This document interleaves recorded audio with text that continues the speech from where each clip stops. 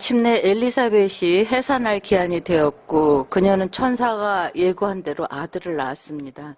임신 가능성이 전혀 없도록 나이가 많은 엘리사벳이 임신을 하고 또 그 긴 시간 동안 무사히 지낸 후에 산고를 이기고 아들을 낳은 것은 하나님의 긍휼이 그녀와 함께 했기 때문입니다.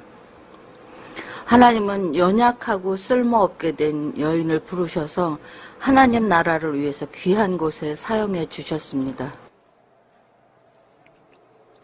사가랴에게 가브리엘 천사가 예고를 해 주었지만 사가랴가 그 말을 믿지 못해서 벙어리가 된 상태에서 하나님께서는 그가 믿든 안 믿든 그 약속을 신실하게 이행하셨습니다. 사람들은 하나님께서 엘리사벳을 크게 긍휼히 여기시고 그녀에게 아이를 주셨다는 소식을 듣게 되고 아이를 낳을 수 없었던 그 여인이 아이를 낳았다는 얘기를 듣고 기뻐하면서 그를 이제 위로하러 왔어요.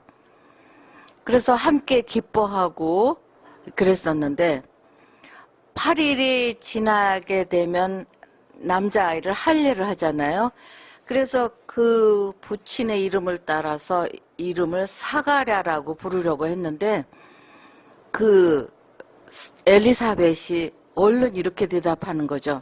단호하게 아니라고, 그는 요한이라고 불러야 한다고 그러는 거예요. 그러니까 사람들이 아니 당신 친족 중에 이런 이름을 가진 사람이 없는데 왜 요한이라고 부르냐? 그랬더니 안 된다고 요한이라고 불러야 된다고 그랬어요.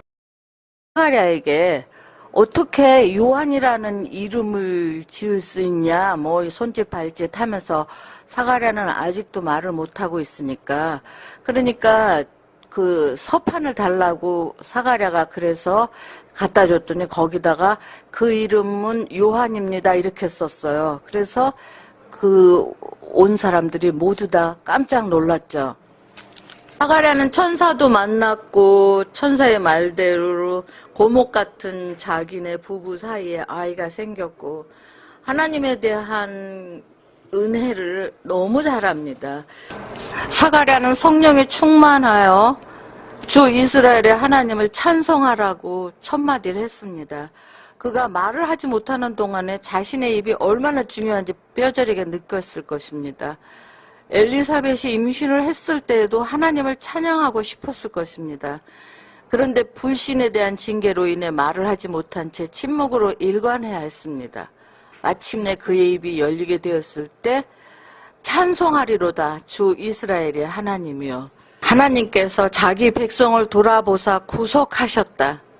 이스라엘은 그들의 죄로 인해서 이방 나라의 다스림을 받게 되었고 다윗의 가문은 끊어져서 바람 앞에 등불처럼 흔들리고 있을 때 하나님께서는 연약한 자기 백성을 버리지 않으시고 자기 백성을 구속하기 위해서 팔린 사람을 돈을 주고 사서 해방시켜 주시기 위해서 메시아를 보내주셨습니다. 자기 백성들이 이방 민족과 우상과 귀신 또는 죄의 노예로 살기를 원하시지 않으셨습니다. 그래서 예수 그리스도를 보내셔서 그들을 죄와 우상과 사람의 압제로부터 해방시켜 주셨습니다. 이제 복음을 믿는 사람들은 이 모든 위협에서 해방되어 두려움 없이 하나님을 섬길 수 있게 되었습니다.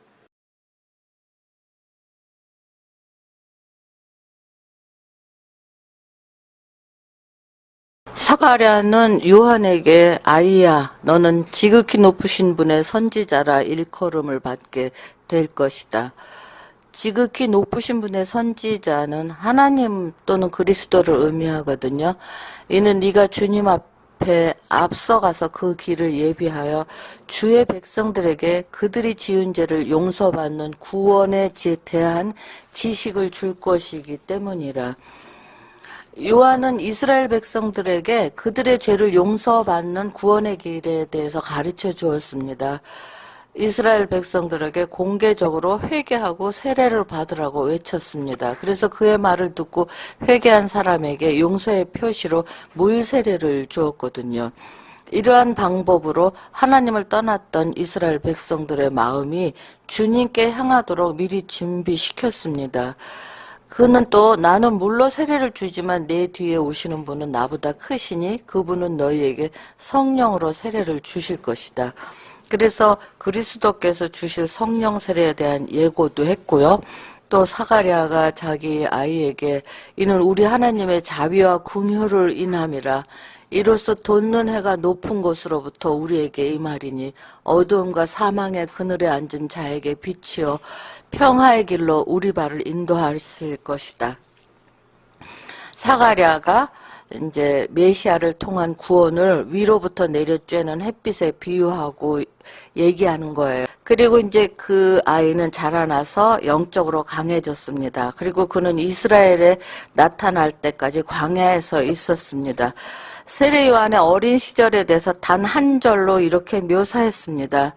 그는 육체적으로는 평범하게 자랐지만 보통 아이들과 다른 점이 있어서 이제 광야에서 살면서 그 영적인 그런 성장을 하나님과 깊은 교제 속에서 이제 했죠.